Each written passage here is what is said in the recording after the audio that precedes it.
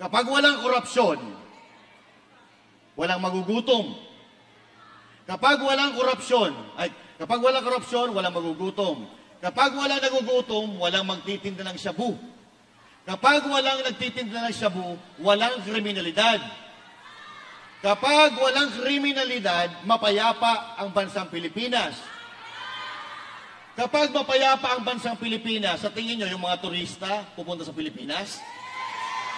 Pag mapayapa, sa tingin nyo yung mga banyagang turista pupunta sa Pilipinas? Pupunta sa Pilipinas kasi mapayapa. Anong ibig sabihin nun? Lalago ang ating turismo. Lalago ang ating turismo.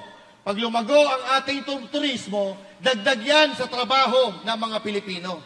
Magkakaroon ng trabaho. Pag may trabaho ang mga Pilipino, walang magagutom, walang magtitinda ng droga, walang krimen, mapayapa po tayo. Vote PDP Laban, and most especially Pastor Apollo Kibuloy. 5-3 sa balota.